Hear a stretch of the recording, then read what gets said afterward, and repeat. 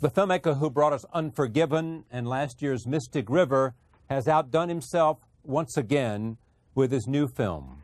The director is Clint Eastwood. The film is $1 Million Baby. It is a story set in the world of female boxing. Here is a look at the trailer.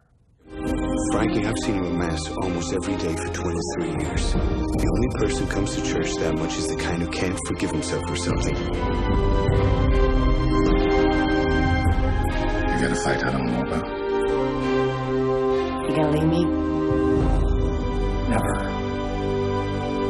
Clint Eastwood not only is the star and the director and the producer, he wrote the score. Critics and fans alike are honoring this film with incredible reviews and praise. For his effort, he has been nominated for several awards, including 2 Golden Globes and a Directors Guild of America. Earlier this week, I sat with Clint Eastwood to talk about this film and his career. Here is that conversation. Here's what one critic said. More than Unforgiven, more than Mystic River, it is Clint Eastwood's autumnal masterpiece. Obviously, a very sensitive, intelligent man. Of great judgment. Of great judgment. Whoever that critic was. No, that's what I don't know what I'd say to that other than I've got.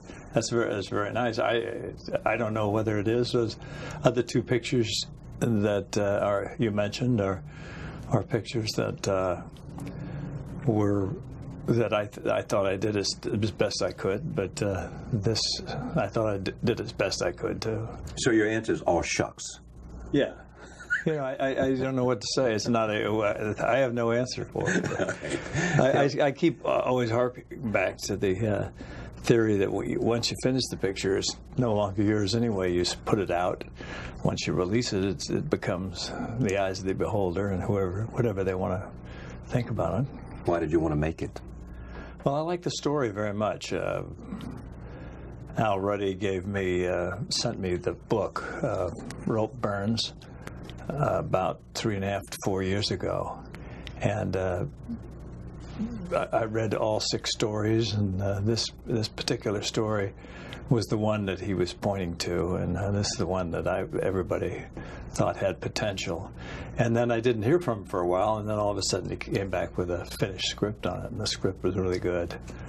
So I said, yeah, I'll do this. So then you go see Warner Brothers and say, you're in my studio, I know you want to back this.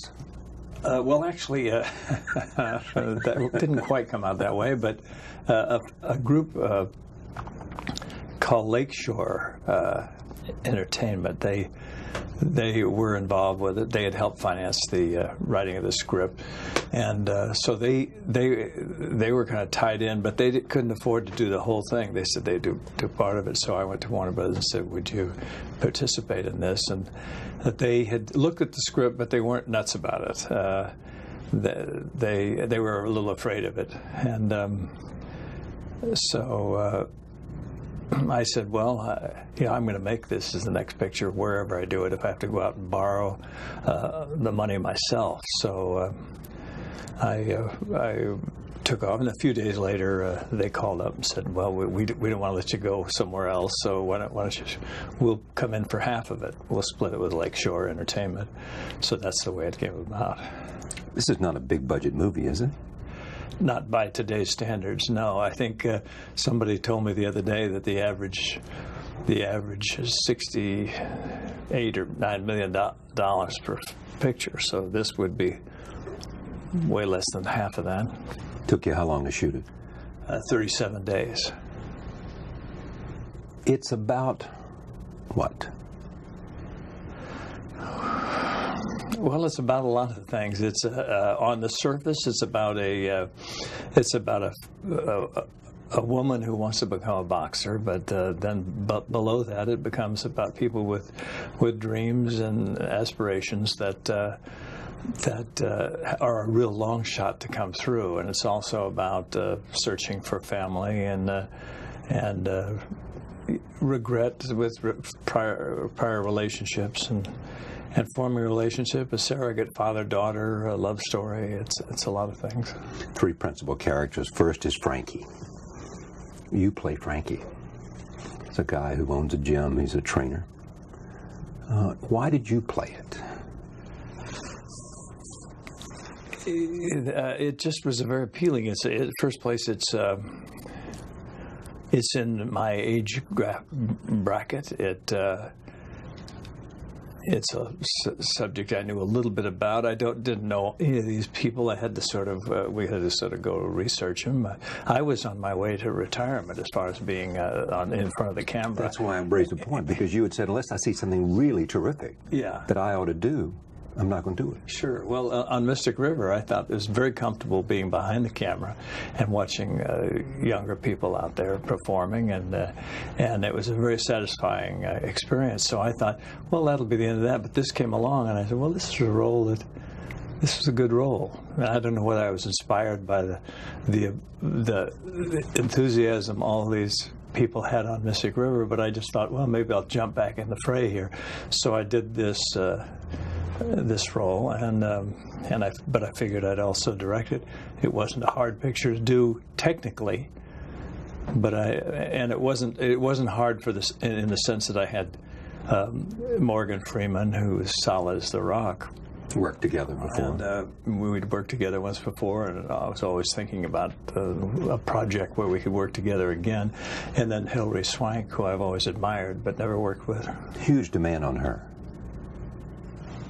Physically? Yeah, I think so. I mean, you knew she could act, but you got to figure out whether. I knew that, and there was always a question in my mind as to whether she would be able to really put forth for this kind of thing, or any actress. It's a tremendous job, because you have to really dedicate yourself to it.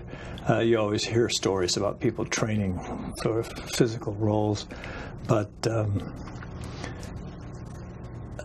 they go in and they run around the block and say I'm trained up, but we needed to really bulk her up a little bit and give her a little bit more skeletal muscle, and we also needed to train her boxing and teach her about boxing. And she started on a boxing training here in New York City, and then I brought her out west, and she trained a little bit out there, and she started training with a fellow named Grant Roberts, who was a weightlifter, and put her on a diet, and had her do all this lifting, and she put on 18, 19 pounds. And that left hook could go. And she did, and a fellow named Don Framilton and Don Dinkins were boxing trainers out there, and they taught her how to punch with leverage, and it was great. It's great to watch her, because it's great to see somebody that enthusiastic and who could sustain it for a period of three to 4 months without giving up 4 hours a day. You're thrilled by her performance. Yeah, I was. I think she. I love the work ethic. I love the fact that it's kind of like, it's a performance that's it's kind of like being an actor. You have to really dedicate yourself to it, or not do it at all. If you're going, you can't just flirt around with it. And she dedicated herself to it. I seen you looking at me. Yeah, out of pity. Don't you say that. Don't you say that if it ain't true. I want a trainer. I don't want charity, and I don't want favors. If you're not interested, then I got more celebrating to do. Do you direct someone like Morgan Freeman? Well, we talk about the part a little bit, but what I do is I just he'll come up with suggestions. We come up, and he's got He's a one-eyed person who lost his eye in a fight. Lens in his eye, and we talk about little technical things, but we don't really. What I do is let actors act until not being done properly. If something's going wrong or the character's going off, then I'll start questioning it and I'll start talking about it. But I'm not one to use a lot of energy in conversation. I feel it unnerves the actors sometimes and breaks down their confidence. I don't want to do that. I like to set an atmosphere of which a person can work with the most confidence, and they have to have. And I like to have people be confident in their instincts. And a guy like Morgan Freeman has terrific instincts because I've worked with him before, so I knew exactly kind of. And we talked about the script, so I knew exactly where he'd go. And with her, I kind of, after talking with her, I just kind of understood she would be on the right track. And once in a while, I'd work with her with tempo or something like that. I'd say, no, I want this with more. I want this to be a little more glib, these scenes or stuff like that. Just minor things, but by and large, she was right on track. They were all on track. Who watches your performance? Nobody. It's just there, you know. Somebody. I'm just there. I kind of go by feel. After you've been doing it for a half a century, you kind of get a feel of when you're clicking on all 8 or when you're not. 50 years since you began. 51, actually. 51. I was looking at the Screen Actors Guild card the other night. That's 51 years. That's a long time. Here's what's amazing about you, and I want to talk about it later. They think you're doing your best work, critics. Lots of people today, your very best work. As an actor, as a director, as a filmmaker.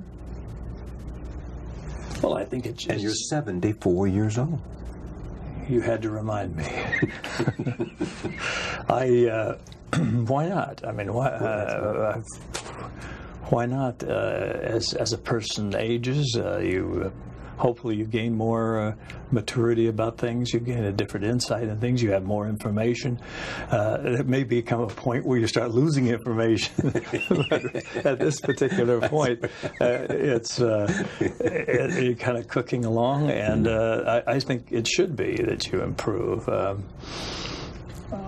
But maybe that doesn't always follow suit. I don't know. Everybody has their time in life. Some people shine very early. I was a slow learner. Yeah, but it's 51 years of remarkable nuance, and I'd like to talk about that later. I want to stay with this movie first. It is you not only direct, produce, act, you wrote the score. Mm-hmm. Music informs every movie you do. Well, I think music's very important, and the use of music, the selection of where to use it, when not to use it, these are all things that you have to. They're sort of dictated to me by the script or by the screenplay as it's unfolding. And so what I do is I started just writing some things as we were cutting. I don't want to sound too highfalutin about this, but is there some similarity for you between jazz and making movies, especially when you get to the editing process? Well, the only parallel I can find there between jazz and making movies would be that there is a certain improvisational, depending on who the director is. I sort of swing free and easy like that, and I add things that I go and make up things. I suppose if I went and started from scratch and made the picture again, the scenes wouldn't be exactly put together the way they are now, because that's how you felt about it at the time. And a month later, people used to get mad at Coleman Hawkins years ago because he didn't play Body and Soul like it was on the record. Well, that was only a one-time deal. He said he never played it the same twice. So that could be a parallel. But I feel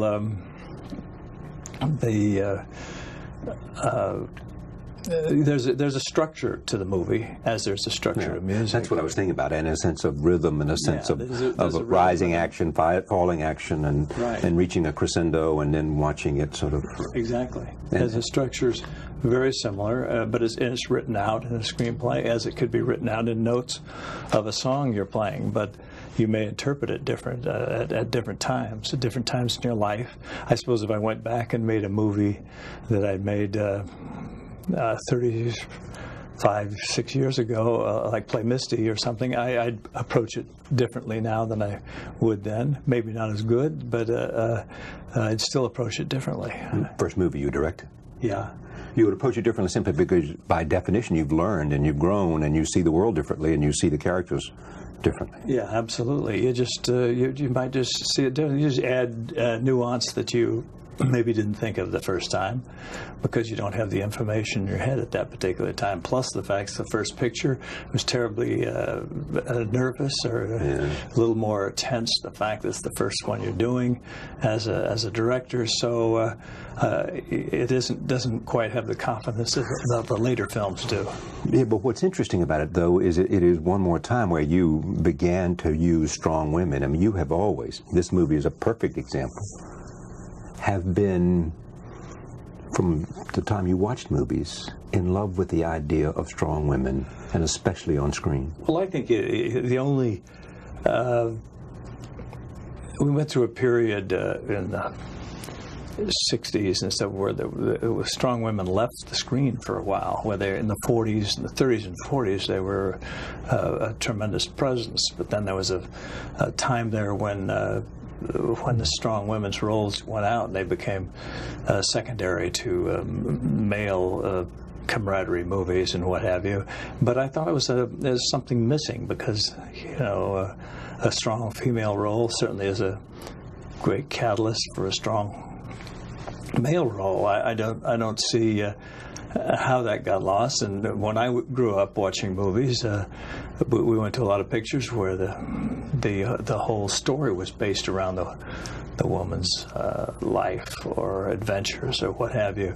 Just as maybe not as often as the male roles, but pretty close to 50-50. And the actresses of that era, the Betty Davises and Joan Crawfords and Ingrid Bergmans and what have you, there was a lot of tremendous roles for these women. But and nowadays there's some indication that that's come back again. But in the 50s, 60s, it got kind of lax.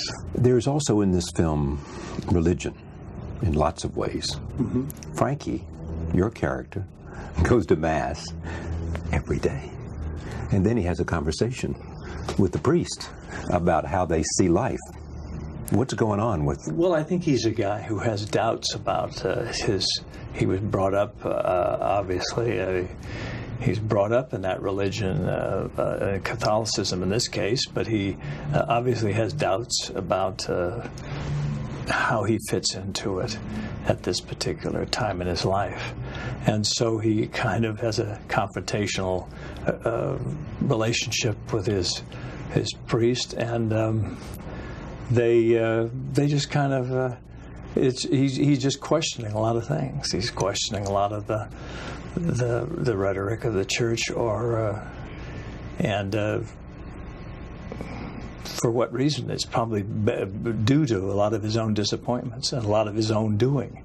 But somehow he has certain questions that are not resolved in his mind, and yet at some point he has to go back and rely on counsel from this priest. So it becomes an interesting dilemma for him, among a tremendous dilemma he's faced with later on. In this movie, not only do you have a score written by you, but you also add a narrative by Morgan.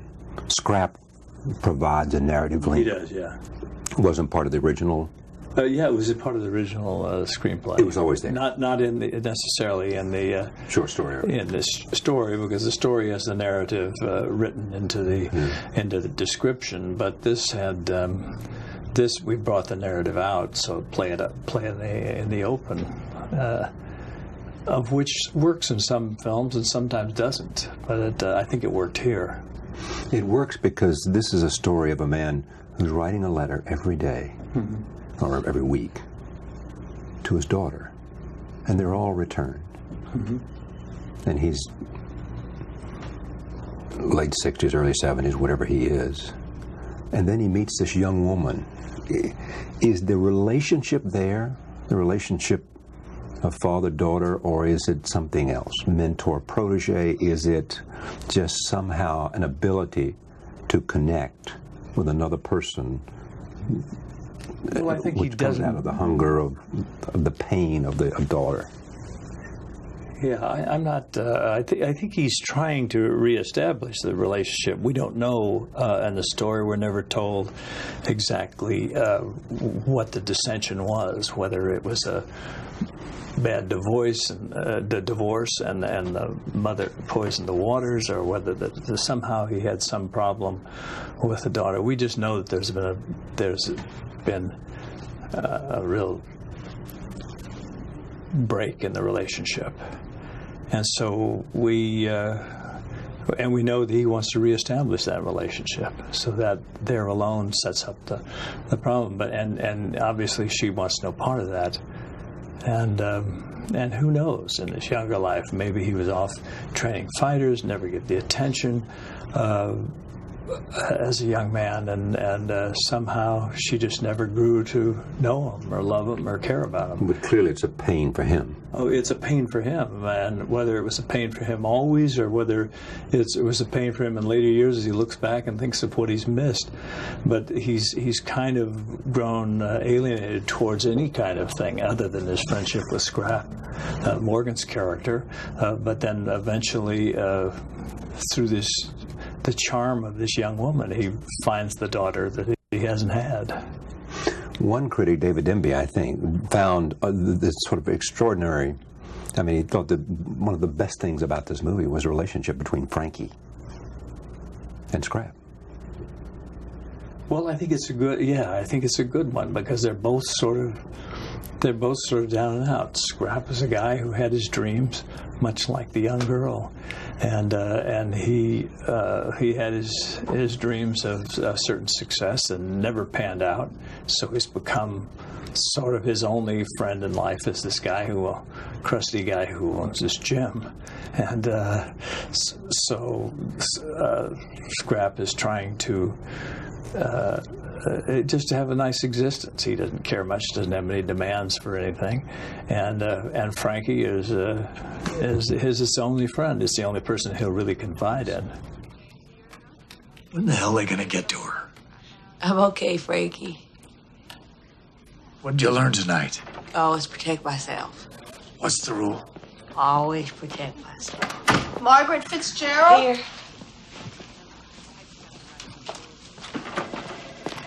I'll be right here. Here's what you once said about making movies. With each story, you learn something new about yourself. Once you know everything, you've had it. You're destined to be just repetitive or boring or both. I feel I learned something on every movie about actors, about storytelling, about myself. What did you learn about storytelling, about actors, about yourself? Well, everything. Everything. You learn. The exciting thing about movie making for me is the fact that you do learn something new every picture. You learn something. I'm not trying experimental. That doesn't mean I'm doing some gymnastics with the camera and rolling it around and dropping it off a building or something. Though I've done that, there's just some challenge to overcome. And that challenge in this particular thing was just to play the character, to play all the various elements of the character, and to have the other actors get all of the elements of their character in there. And it's always fun to watch it unfold. When you have it on a piece of paper and you say, okay, this is it. And then when they come in and say it, that's what a lot of times people joke all the time, because I come in and say, let's just start shooting. I'll say the camera. I sort of lay out a camera routine, and our crew is so good that They've been with you for 3 decades. They can adapt really fast, and sometimes you rehearse it. Some scenes require a lot of rehearsal. Some scenes require a lot of takes. Other scenes, but I always like to try for it at the beginning. Psychologically, it makes everybody feel like they're on key. They're part of an act that's going on. The fact that you're trying for it, they know you're not just kind of, well, we'll do 5 or 10 of these things and see if one of them puts us on the road. I don't do that. I do that so that everybody knows we're trying for it. You want their best effort and the most real effort the first time out. Yeah, just to see what happens. And if it doesn't go anywhere, the worst you can do is do it again.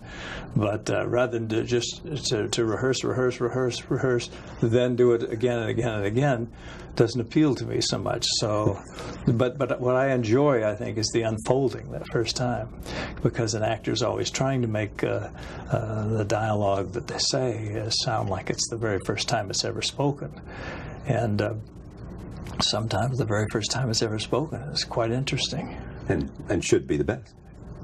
Yeah, not always, but there's no rule on it. But it's worth taking a try. The worst thing in the world, and I've had this happen, is when you do a rehearsal, and I've seen it over the years, where everything just works perfect, and you go, okay, now let's roll one of these, and nothing works, and you just sit there, and it just burns, and it gets down and down, and it loses its tempo, and it loses its enthusiasm, and everybody gets frustrated with it.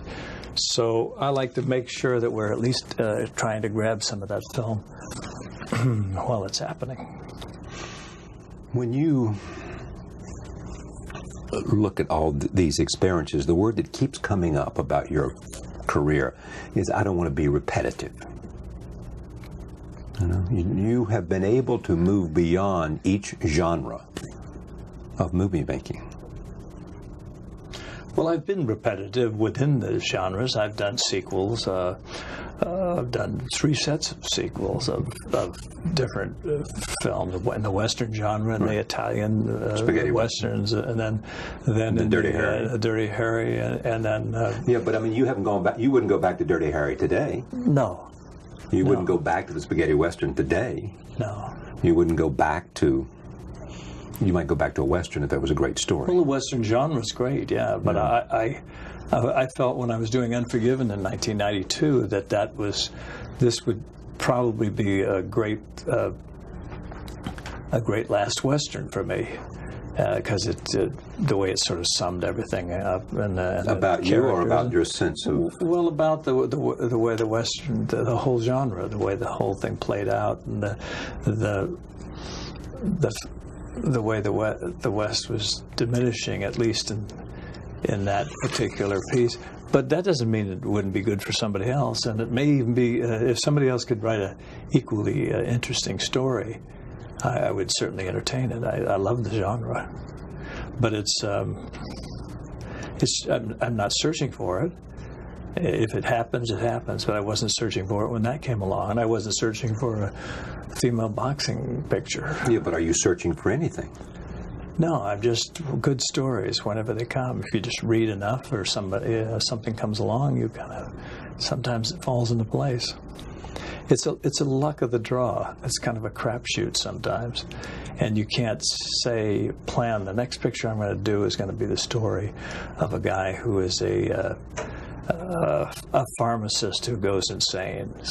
You can't do that because there's no a pharmacist who goes insane. Yeah, I mean, they would now with all the imported drugs from Canada, stuff like that, and everything went bad. But there's all kinds of stories out there, but you never know which it is. And one of these days, somebody's going to throw another story. I mean, it's totally different than anything I've ever done, and I'll probably do the same thing. I'll jump up and down and say, yeah, let me try this. It makes you excited to go outside the box. Right. It does. It really does drive you to find what you have. There is, it seems, this sense of wanting to be tested. Well, I don't think I'd be making films now if I was just doing repetitive. If I just stayed in like you mentioned, doing a Dirty Harry 10 or something, there'd be no reason to. There'd be no reason to do that again. I've had people suggest it. They suggest it all the time. But what am I going to do? Play a retiree. Dirty Harry's driving along with a little fifth wheel trailer behind his car and an AARP sticker on the side of it, and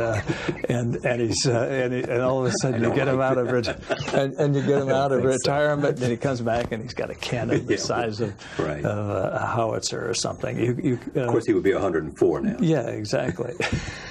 Exactly. So you don't I mean, not for me.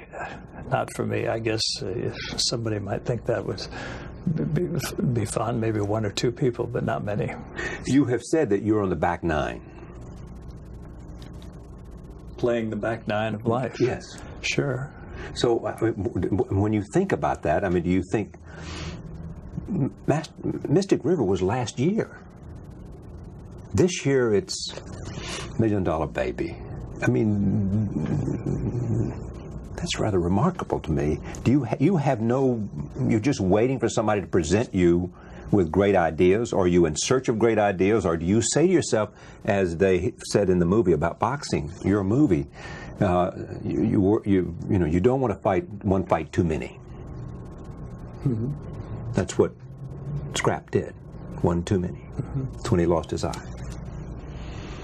I mean, what are you thinking about in terms of the movies? What's not done? What you want to do? I don't know if there's one movie too many. There is maybe there is as an actor. There was one fight too many. I mean, clearly that's true. Yeah, there is, and you know, if you look at history of real boxers, very few of them have ever quit at the right moment. Sure. One or two. Who do you think? I can only think Marciano. of Gene Tunney, Marciano. Right. But that's everybody else goes on too much. But that's an athletic endeavor that is very precarious after a certain age. But with the movie, you can go on. You can go on and make them, and then all of a sudden, if you start making them and they start trailing off, or they're not, or you're losing touch, or you're losing touch with stories, you're not coming up with anything interesting or appealing, then you have to rethink it all. And I'm making movies for adults. I'm not making program movies right now. I'm not making a movie for 13 to 15-year-old audience. I feel that there's too much of that going on. I think, I grew up with a wide variety of movies out there. I'd like to see that again. Well, you have said that too many movies are made for teenagers and young adults, and therefore they become remakes of television series or sequels. Mm-hmm. That's all they're doing. Mm-hmm. They're doing a lot of that, and I don't want to be part of that. Are your movies becoming more intimate in the stories you want to tell? Sometimes, yeah. Yeah, I think they are. Stories of characters. I think characters, character development, obstacles that the characters have to overcome. It's always been there in the history of writing and literature. There's always been great characters to play, but we're in a period now where everybody does, like you were saying, the sequels or the and I've done that. Been there, done that. It's been there, done a lot of things. Yeah, don't remind me. But anyway, well, here's the thing about you. I don't think you have regrets. Do you? Well, I think everyone has a certain regret, but you don't dwell on them. You say there's a lot of things. Let me put it this way: there's a lot of things you say.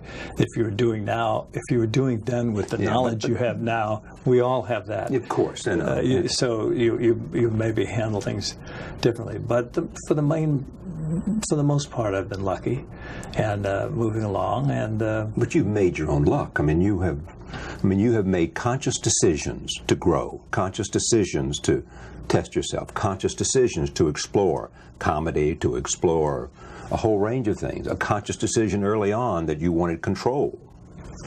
Well, they're conscious decisions, but there's luck plays a part in it. You have to get the material has to come across you. You have to maybe to have the instincts to grab onto it when it floats by you. You don't let it float on down the river. You have to grab it. Seize the moment. Yeah, seize the moment. But if you don't, and I suppose there's a lot of projects that have come by me that I maybe passed on, that maybe would have been interesting in the overall scheme of things. But there's a lot of them that I didn't pass on, and so thing, I thank the little voice that's inside me somewhere. If you look at this whole thing, do you see any common threads in terms of what attracts you? The kind of character that you like? Are they loners? Are they outsiders? Are they people who are looking for some kind of, in search of something?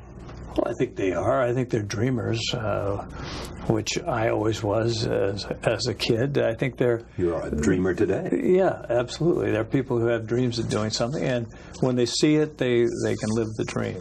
When you don't see it, if you don't have the instincts to go for it, I'd say intelligence, but it's not intelligence. It's because there is a little bird speaking in the back of your brain somewhere that said, yeah, this is right, and that is not right. And so you have to kind of rely on it. You have to kind of go along with that. I read something you said the other day in which you talked about, as a young man, you were angry and lonely, and today, with this remarkable wife you have, Dina, you sit in the living room having a drink and you look across at her, and somehow you said, maybe in the last 3 or 4 years, not recently, but probably more powerful today than it even was then. You have a sense of peace that you didn't have earlier. Yeah, I think so. I think in terms of that is at some point you say, when the acting profession is such an odd profession anyway. It's such a feast or famine thing, and you start out in it and you figure I've got to. There's very few jobs and a lot of people wanting different jobs, and every time you go on an interview there's 50 people all up for the same thing, and you're sitting there thinking the odds 1 out of 50, what are the chances of me getting? So that you finally go through all this in your life, and then so when you get a brass ring, you kind of want to hang on to it, and you work incessantly. And I became obsessed with work as a young man. When things started happening for me, from television series right on through Leone and pictures, and I just worked constantly. But now at a certain point, you change your priorities, and you say that family and family relationships, much like probably Frankie Dunn, the character in the picture, would like to do, are the most important things in the world. And I guess that's where I am now. And so you've found some balance between love and work. Yeah. I still love it, and Dean is very supportive of me working, and she knows it's part of my life. So it's not that she's saying, "Oh yeah, go out and work and bring me some money too," you know. Yeah, you said the other day Get somewhere out of here. She wouldn't let you get away with things. But it's just kind of it gets you out of the house. But the same token, if I have something to do with the kids or something, that'll come first priority. I read a magazine on the way back from Texas yesterday, and there were things they were talking about you living by a code, and I wrote this down, in which it's a wonderful lesson, and I think everybody finds it. But this is what it is, sort of rules from Clint: call your own shots. You started early, figuring that you're better off if you can call your own shots. When did you learn that? Well, I just learned to rely on. I think what helped me the most was going and working in foreign pictures, where I was off in a foreign country working in different languages and doing all these crazy things. And I just thought that I saw different people's outlook and different opinions on how to make films, and I just thought, yeah, you have one shot at doing all this, and you have one good go at it. Why not try to at least live or die on your own your own decisions rather than the decisions of someone else. That doesn't mean that you don't have to work with an ensemble or work with other people. And but so that's what got me interested in directing. And I think Don Siegel encouraged me in doing that. He always said, you have good instincts on things. Why don't you do it yourself? And try it yourself. And then I threw it back at him. I said, well, you try being an actor too. Come on. So we kind of would play around like that. But you ended in fact, the credits on Unforgiven. You made a special credit to Sergio Leone and Siegel, as I remember. Yeah. Because they'd been friends and they taught you things. And I assume what you've just said is what they taught you. Exactly. Well, I learned a lot from both of them. I learned a lot from a lot of directors I've worked with, and all of those years in television. Every person you come in contact with, you can learn something if you want to. If you're open. If you're open to it. Yeah. And that's what it takes to, if you're going to be in a film thing, a business or theater or whatever, where you're interpreting life or segments of life, you have to be open to people and to other people's dramas and other people's feelings in order to be able to recreate those. Another rule was be fearless. Push the envelope. There was the Secret Service man in the line of fire was crying. There was the reformed killer receiving redemption in Unforgiven. I mean, each time these are characters pushing. Yeah, well, even in Line of Fire, the guy's seeking redemption. And in the case of Bronco Billy, of course, it's a dreamer who's always had this dream, and it's out of sync with life. It just never quite syncs up. So that's exactly interesting, different from Maggie Fitzgerald. Is that there's a person who was seeking something, and at first glance it was unreal. Yeah, and that's why you rejected her as a trainer. And then Morgan saw some of the passion, some of the will, and knew even though she was over 30, she might be able to do it because some combinations of human quality lived in her soul. Sure. Well, Morgan's character saw a lot of his own life in that. In her. In her, yeah, his own dreams, and dating back into the Bronco Billy characters, you have a guy who's a total dreamer, but that's what was the charm of it, that he dreamed and had determinations even when they took him off, and they never quite were with society as it is today, and even in the case of $1 Million Baby, these people are all living on the periphery of society. A lot of people don't get a chance to meet these kind of people. There are the people like this, though, and you go down to some of the gyms, and I've done this when I was doing the film. You meet an awful lot of people, and you go into these gyms, and there's a lot of young kids in there, and they all have these dreams and aspirations of becoming something, and the odds are tremendous that it's not going to happen, but they're people with dreams, and they you don't know where their life is. That's a lot of them are minorities or people who've come from economic backgrounds that they've never had a chance, educational backgrounds where they don't have a really good shot at it, and here's this shot to be something.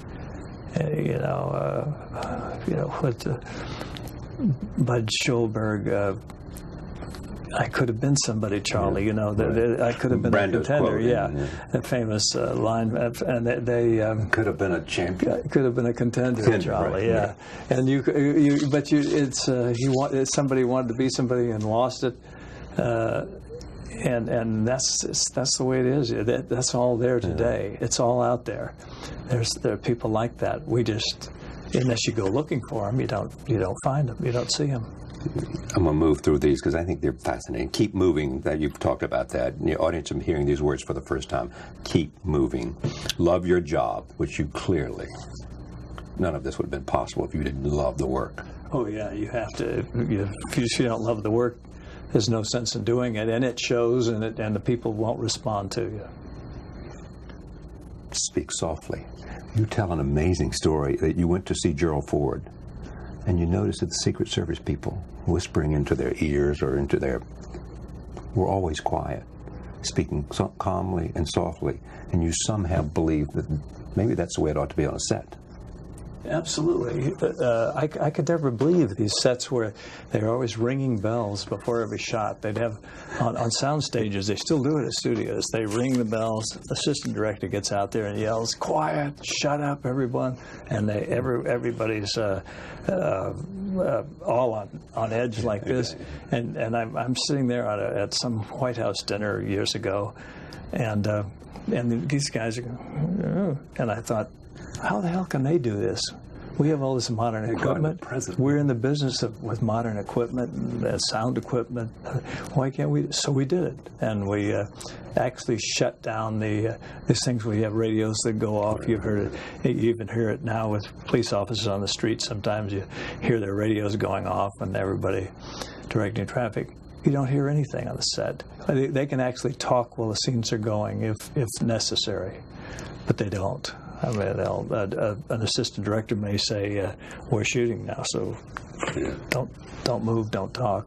Let's cut back to golf, and the more tension there is because the less well your strength, the less well your rhythm would be, less well your sense of.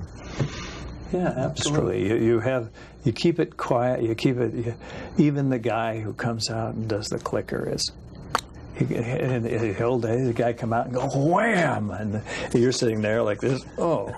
Okay, what was that? Now, what was I supposed to say? Oh, and you're out of this sync. These are all little things that a lot of people probably don't realize, but actors do.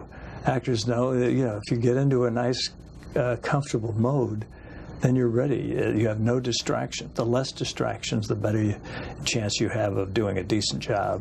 3 more of these. Don't be predictable, which defines itself. I mean, your life is clearly that. Don't be predictable.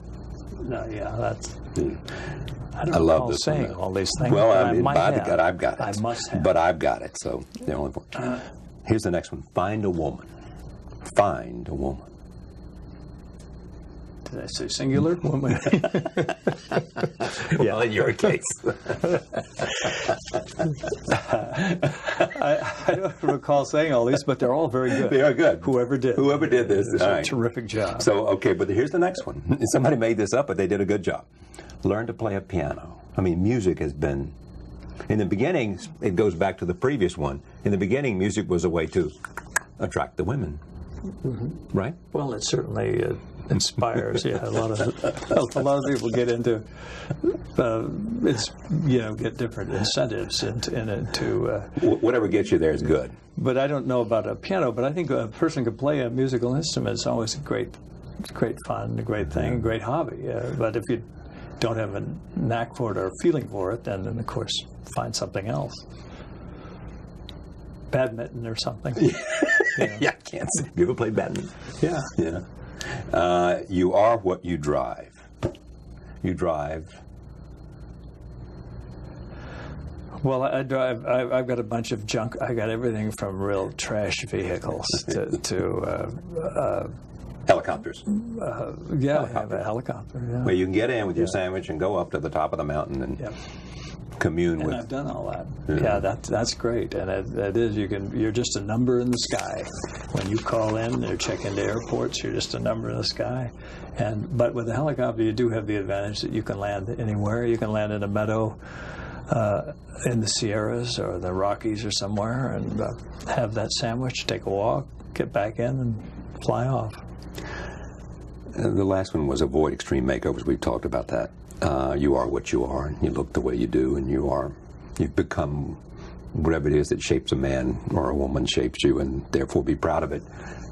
This is an extraordinary movie, and for you to do all that you do in this movie is a remarkable achievement, and I don't know anybody who is not deeply, deeply moved by the ending and what you have put together. So thank you very much for sharing this hour with me. Thank you, Charlie. Thank you. I'm glad I'm very happy you enjoyed it. Clint Eastwood for the hour. Thank you for joining us. We'll see you next time.